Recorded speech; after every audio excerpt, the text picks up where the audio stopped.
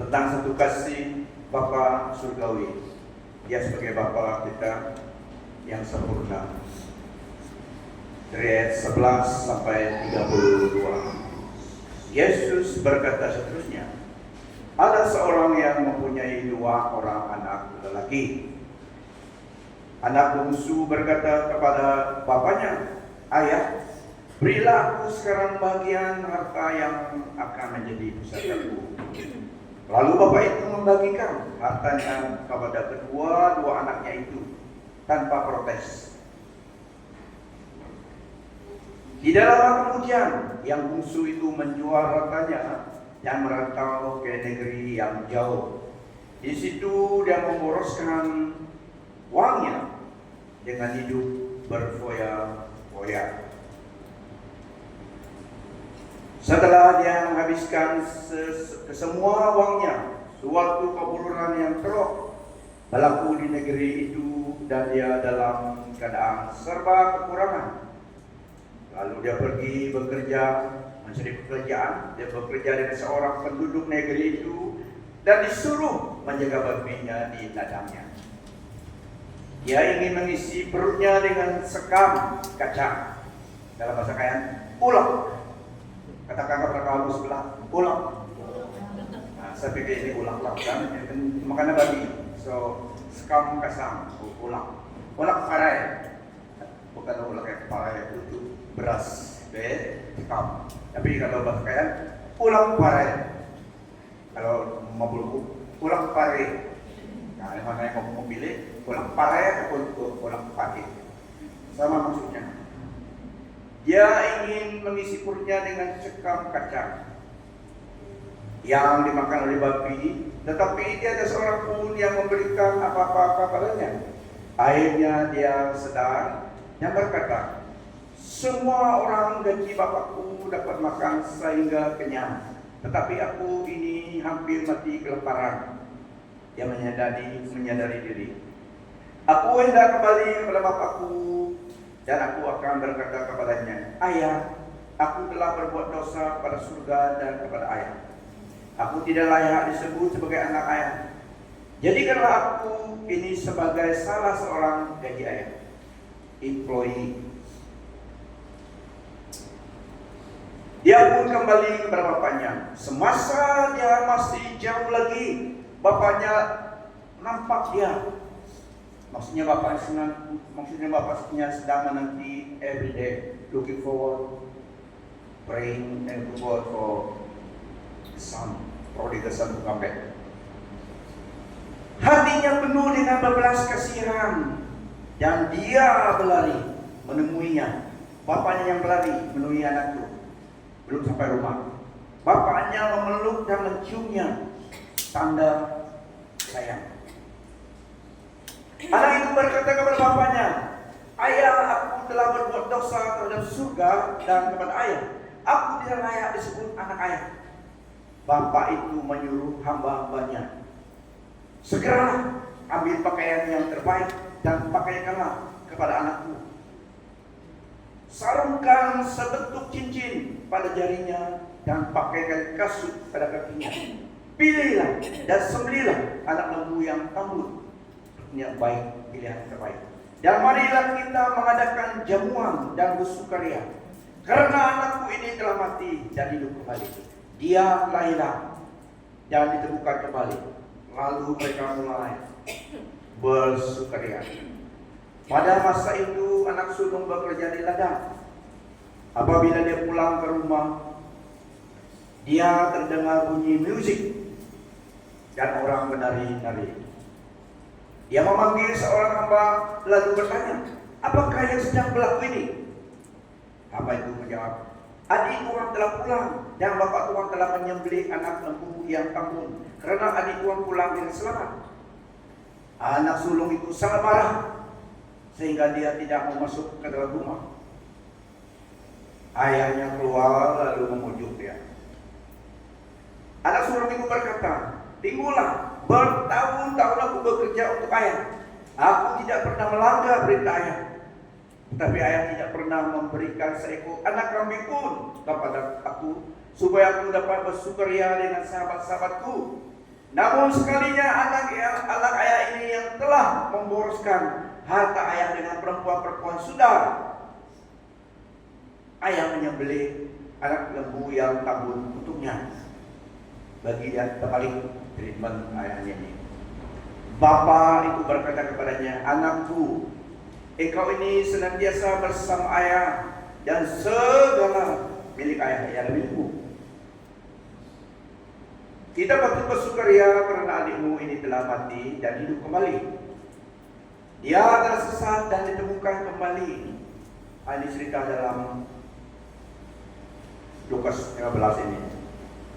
Anak yang dua anaknya dalam kisah ini, dia minta membagi harta. So dia menjual miliknya, lalu pergi jauh, memboroskan uangnya dengan hidup berpoya-poya. Katakan kepada kamu sebelah, jangan hidup berpoya-poya. Jual mahal. Karena anak ini berpoya-poya, pasti ada nasib dia dengan di situ. Takkan dia berpoya sendirian sana. Ada orang, jadi dia ada geng dengan memboros, hidup poya-poya, menghabiskan duitnya. Sehinggalah semua harta benda itu habis, harga benda itu uangnya habis karena hidup demikian reckless living. Maka duit tidak pandai habis, memboros. Setelah dia menyadarkan diri, seseorang untuk kembali ke Tuhan, walau sejahat manapun harus ada kesadaran supaya dapat menerima pengampunan. Tapi dalam kisah ini, anak ini tadi yang prodigal son, yang anak yang hilang tadi, yang nakal ini tadi, dia sadar diri dan dia bertobat. Dia sendiri sadar melalui keadaan yang dialami. Dia tak ada pilihan pergi kerja dengan orang yang dalam negara itu. Dalam kisah ini, orang ini adalah orang Yahudi. Jadi menjaga babi adalah suatu pekerjaan yang sangat hina. Tidak ada orang mau menjaga babi orang lain. So bagi orang Yahudi, pekerjaan ini memang mereka tidak buat. Tapi apa boleh buat? Tidak ada option lagi. Dia harus bekerja supaya ada ranjang makan. So bagi orang Yahudi, this is satu humiliation bagi orang Yahudi kerja jaga babi orang. Tapi ini kerja dia. Pekerjaannya sangat jahat.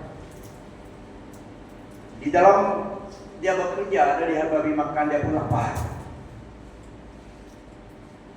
Babi ada makan, dia tidak.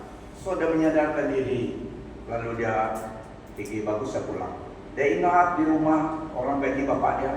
Bapak dia ini orang yang punya banyak harta benda dalam kisah ini. So ada servant, ada employee.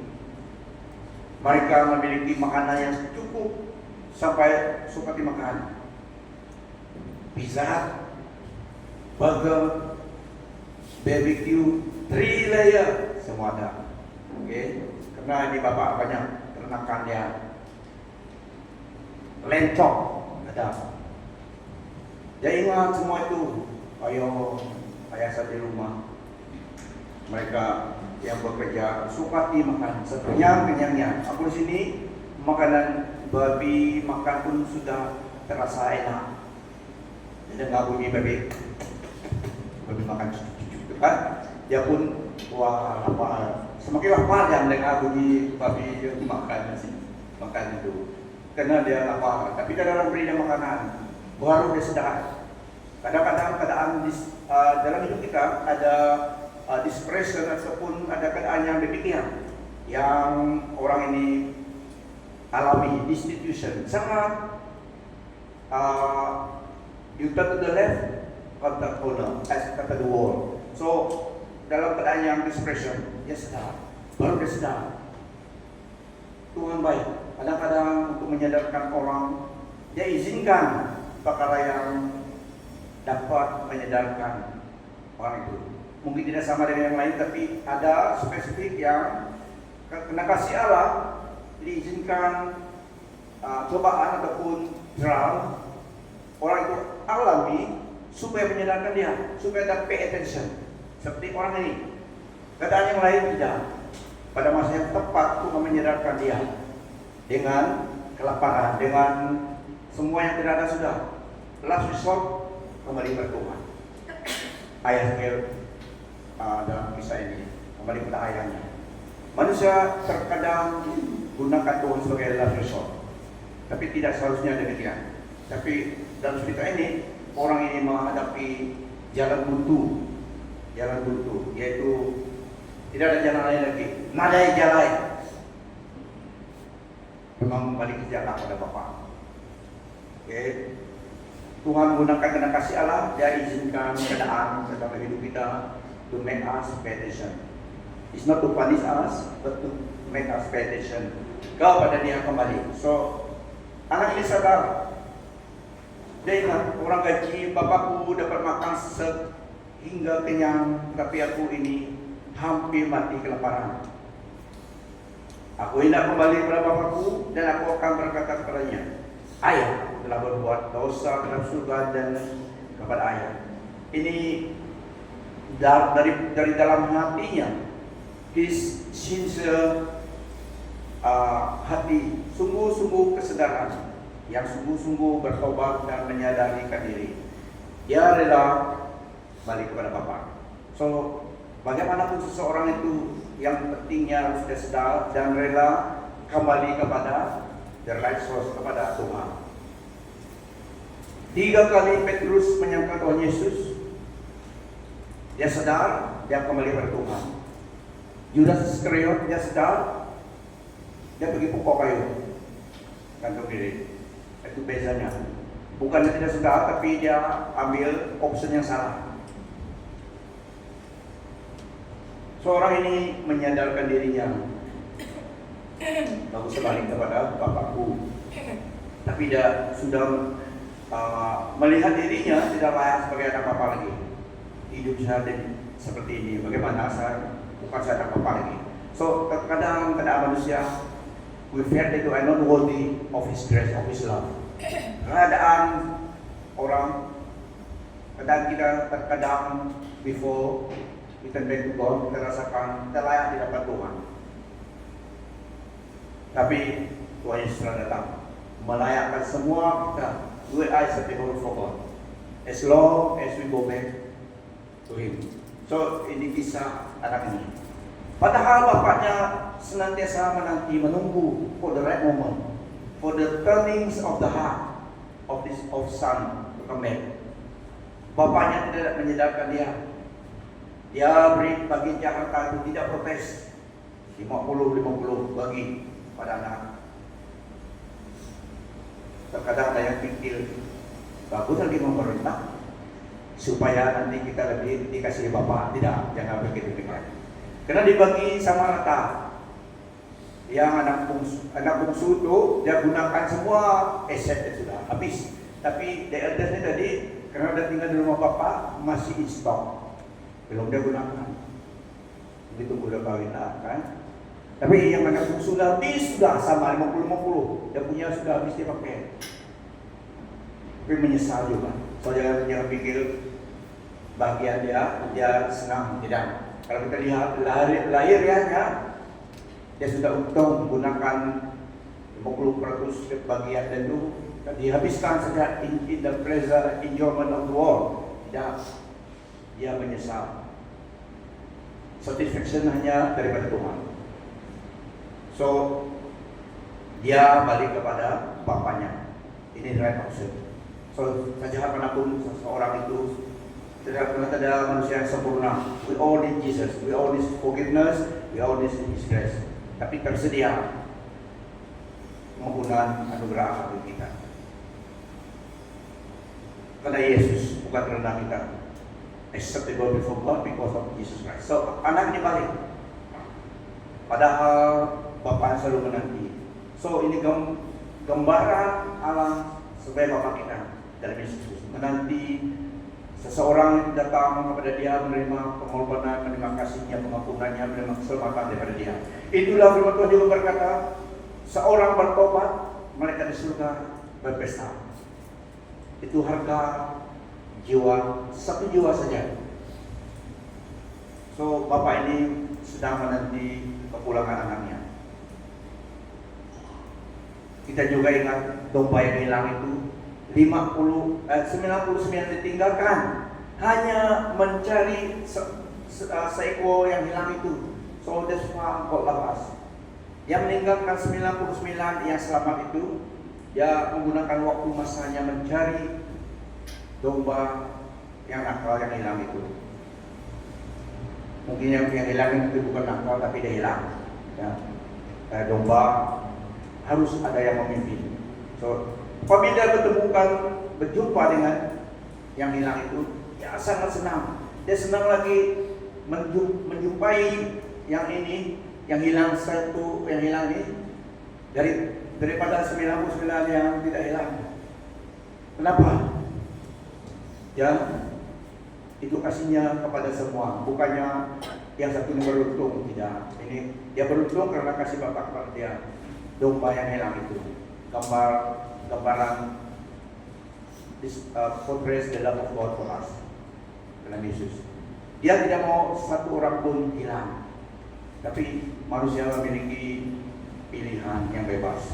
Bukan salahnya Tuhan anak kita jika seseorang itu hilang, karena bukan kehendak Tuhan dia hilang. Dia telah memastikan jalan pulang kepada semua orang melalui Yesus, salib Yesus. Segala yang kita perlukan untuk tidak sesat, untuk pulang, untuk bersama dengan Bapa telah dilakukan oleh Tuhan Yesus. Tapi ini kita semua diberi free choice, pilih. Itulah firman Tuhan diberikan supaya manusia mengenal kehendaknya dan membuat keputusan. Anak ini membuat keputusan untuk kembali kepada bapaknya, meskipun dia telah jauh dari bapaknya, telah memberontak, telah melakukan kesilapan sehingga dia tidak layak. Dia rasa sendiri konsennya, merasakan menuduh dia, kamu tidak layak. Memang dia akui dia tidak layak. So, untuk kita datang kepada Tuhan, kita harus akui kita tidak layak. We are not worthy, in fact, on ourselves to receive His forgiveness, His love. Tetapi Yesus telah datang. So, memandang kepada Yesus Kristus, itulah yang melayakkan kita. Karena itulah yang kita diterima di depan Allah Maha Kudus sebagai Bapa kita. Bukan karena usaha kita semata-mata, tetapi karena penyerahan kita mengikuti kehendak Tuhan, yieldedness, bukan usaha kita. Karena usaha manusia tidak akan menyelamatkan. We are not saved by our good deeds supaya selamat. Kita diselamatkan dan melakukan perbuatan baik, karena itu buah keselamatan. Bukan kita melakukan pekerjaan yang baik, perbuatan yang baik supaya selamat, tidak. Karena ada ajaran yang demikian. Lakukan pekerjaan amal supaya diselamatkan, tidak. Kita melakukan good deeds karena kita telah selamat, dan itu adalah buah kebaikan Allah, hasil pekerjaan Roh Kudus telah menyelamatkan kita dan kita melakukan yang baik itu. Ya, bukan untuk selamat, kita telah diselamatkan. Kita mau melakukan itu supaya mendapat upah. Ya, so itu perspektif yang benar. Orang Kristen melakukan pekerjaan baik seperti Tuhan Yesus menerima upah, bukan untuk diselamatkan. Kita telah diselamatkan. Tapi ada yang mengajar dalam ajaran lain supaya diselamat harus melakukan pekerjaan amal. Tidak. Hanya memberkati orang itu baik, tetapi bukan untuk keselamatan jiwa. Tidak. Tidak ada yang layak. Hanya Yesus Kristus harus datang. Dalam dia layak. We only menerima the finished work of Calvary. Soalnya ini pulang tadi, bapaknya dari jauh telah menantikan dia. Dia lari memeluk anaknya ini. Ini sebagai bapak. Apabila kita feel down in life, kita rasa jauh dari Tuhan, perasaan kita tidak dapat menjaminkan keselamatan kita. Firman Tuhan yang menjaminkan keselamatan kita, dan Roh Kudus, dan Holy Spirit. So ingatlah betapa Allah sebagai Bapa terkasih kita, supaya kita tidak mudah semakin jauh, tapi comeback to God. Bapak ini berlari mendapatkan anaknya, memelukkan dia, dan semua yang dilakukannya membawa jubah yang terbaik dan cincin dan sandal pada kakinya. Itu adalah gambaran restoration, the fullness of a son. Dia menerima kembali anak ini. Anak ini rasa tidak layak udah biasa kerjaan karena saya tidak layak lagi, tapi bapaknya yang melayakkannya. Dia suruh slave ambil pakaian, sandal. So tindakan ayah ini dalam teks ini gambaran Bapa surgawi kita. Dalam Yesus Kristus dia yang memulihkan hidup kita, hubungan kita dengan Tuhan sebagai Allah yang Maha Kudus, kita diterima karena Yesus Kristus. So kita sangat berharga diterima kembali ke rumah Bapa sebagai anak-anak Allah dan Yesus Kristus. Itu harga orang Kristen, ya, harga jiwa orang Kristen, harga hidup orang Kristen, baik di dunia ini dan di akhirat.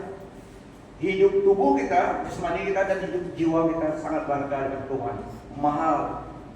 Ya, jadi orang Kristen sangat berharga di mata Tuhan. Sehingga kematian juga, firman Tuhan katakan, blessed is the death of his saint.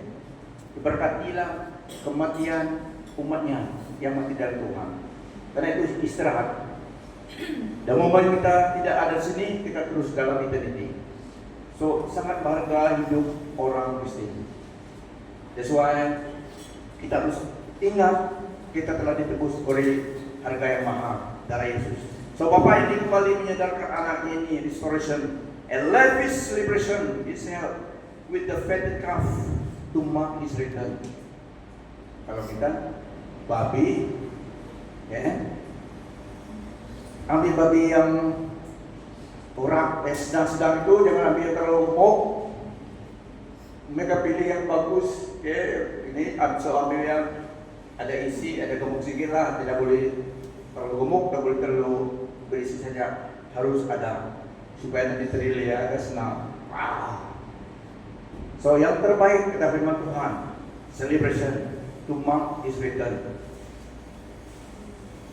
Apabila kita menyadari dan reflect tentang kasih Bapa, sangat berharga di mana Tuhan hidup kita. Bukan kita saja sampai kepada anak cucu kita. Our faithfulness to God, sacrifice kita hidup untuk Tuhan, melayani Tuhan.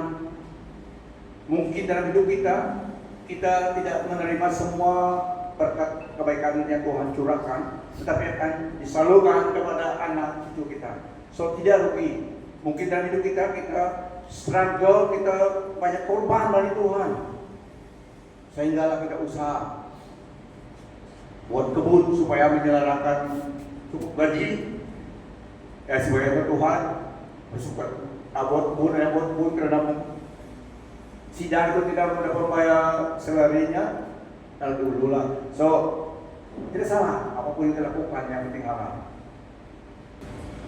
Ya sangat berharga di mata Tuhan hidup kita.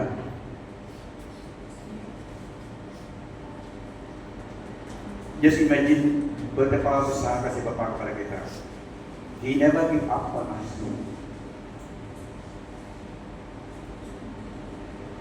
So dia ambil yang terbaik, menyediakan yang terbaik bagi anaknya. Mereka pesta, anaknya kembali. Belum mandi anaknya dalam sini, tapi memang dia pakai mandilah. Tapi gambaran sini terus diberi jubah, cincin, dan pakaian sebagai asalnya anak Bapa lagi. Dia merasakan kembali aura itu. Dia merasakan kembali kasih ayahnya dalam hidupnya. Dia merasakan penerimaan sebagai anak lagi dalam keluarga ayahnya, karena perbuatan ayahnya itu tadi, bukan perbuatan dia, tapi perbuatan ayahnya yang melakukan semuanya. Jubah, sandal, cincin, pelukan, ciuman, pesta lagi, persediaan semua yang dilakukan ayah. Itulah Tuhan Allah kita melakukan semuanya, menerima kita kembali karena Yesus Kristus. Anak ini cuma mengagumi diri, menerima apa yang ayah sebagai Allah sebagai Bapa melakukan penerimaan. Dia kembali merasakan penerimaan, tidak penolakan lagi. Karena kasih ayahnya, tidak ada rasa penolakan lagi. Dia rasakan lebih dalam lagi intensifikasi kasih Allah di bapaknya daripada dulu. Dia kagumi, dia menerima semua itu karena perbuatan ayahnya bagi dia. So dia diterima dalam rumah sebagai anak lagi. Pengampunan daripada Tuhan, gambarannya begitu Tuhan Yesus telah melakukan segalanya, pengorbanannya. Dia diludah dan dicaci maki, ditombok oleh orang dosa. Melalui jalan itu dan terus melakukan karena ada lihat kebaikan untuk kita, keselamatan untuk manusia yang berdosa. Dia menanggung semuanya. Dicaci maki, dihina, diolok, tapi itulah jalan salib. Dia harus melalui untuk kebaikan, untuk keselamatan kita. So, sebagai orang Kristen, jika kita dipermalukan, jangan khawatir, Tuhan Yesus juga telah dilakukan demikian. Yang penting kita ingat Tuhan bersama kita. Yang penting kita telah hidup dalam Tuhan. Yang Tuhan Yesus sendiri mereka olok, diludah karena kita. So sebagai orang Kristen, jangan kita malu untuk menjadi saksi Kristus sebagai orang percaya. Ya, jangan dinaik Tuhan. Ingatlah harga keselamatan kita, salib Yesus. Hidup Allah sendiri diberikan. Begitu kasih Bapa kepada kita dalam Yesus Kristus. Menerima anugerah Tuhan, diselamatkan. Anugerah, kata firman Tuhan, bukannya supaya karena kita dalam hidup dalam anugerah, we are living under grace, kita dapat terus berdosa-dosa, tidak. Ingatlah kasih Bapa kepada kita. So grace is not a lesson for sinning, but restoration and salvation for anyone who repents and return back to God our Heavenly Father, to the Lord Jesus Christ. Anugerah. Memang anugerah itu sangat generous karena itu kasih Bapa. Tetapi menerima anugerah Tuhan, kita perlu juga ada accountability before God. Karena tidak murah anugerah itu, anugerah keselamatan itu. Tuhan justru membayarnya dengan hidupnya. So, walaupun kita tidak hidup di bawah hukum Taurat lagi, kita hidup di bawah kasih karunia Yesus Kristus, kita diselamatkan oleh iman dengan perbuatan Yesus Kristus telah lakukan. Kita cuma menerimanya dengan iman dan diselamatkan. Tapi bukannya supaya kita melakukan dosa karena Tuhan akan mengampuni kita. Tidak. Hati kita telah dijamah oleh Tuhan, yang kita tahu Allah mengasihi kita sebagai Bapa. Seperti dalam teks ini, tidaklah hati kita sanggup menolak, meninggalkan ataupun menganiaya kasih dan anugerahnya. Kasih Allah Bapa dan Yesus Kristus kepada kita compel us to love Him and to live our life to please Him. Tidak sampai hati kita melukakan hatinya. Anak ini saya pasti tidak akan menyayangi, tidak akan going back to the wall lagi. Dia telah mengalami kasih Bapaknya yang begitu kuat, penerimaan, acceptance daripada Bapaknya, kembali ke rumah. Dia tidak akan dan bisa setia lagi daripada anak yang lain itu, karena dia telah mengalami kasih Bapaknya begitu luar biasa. So begitu juga kita kasih Allah sebagai Bapa kepada kita, compel us to love Him, to live our life, to please Him, to seek and honor Him through our life, to worship Him, to tell others about His love. Karena itu yang dia mau, to tell others about His love for them. Itu yang Tuhan mau kita lakukan, to live for Him, to honor Him, beritahu kepada orang tentang Yesus Kristus. satu-satunya juru selamat. Allah mengasihi kita dengan kasih kekal di dalam Yesus Kristus. Message itu yang Tuhan mau kita sampaikan kepada orang lain. Karena Dia mengasihi semua manusia di dunia ini dan jalan keselamatan hanya Tuhan Yesus Kristus. So kita telah menerima kasih Bapa, anak ini menerima kasih ayahnya, pasti setia sampai mati, ya. Karena dia sudah mati sekali. Bapaknya hidupkan dia. Setelah hilang, bapaknya temukan dia. Dia tidak akan mati lagi. Dia tidak akan hilang lagi. Karena begitu dasar kasih Allah, kasih bapaknya kepada dia, sehinggalah everything he will gadaikan ataupun it will not kembali lagi mengikatkan dia. Everything he will forsake for the sake of his father's love, accepted before his father. Kembali sebagai anak dan rumah, dan dia sekarang menikmati apa yang bapaknya miliki. Dia juga kembali akses kepada semua itu, berkat kebaikan, status privilege sebagai anak dalam rumah bapaknya. Firman Tuhan sampai di sini tentang kasih Allah Bapa kepada kita. Jika engkau rasa mau jauh dari Tuhan, ingat kasih Allah dalam Yesus Kristus kepada kamu. Ingat teks ini, betapa Allah sebagai Bapa mengasihi kita. Dia berikan segala-galanya, kita tidak layak, tapi Dia menerima kita kembali dalam rumahnya. Oleh karena Yesus Kristus, beri kemuliaan bagi Dia.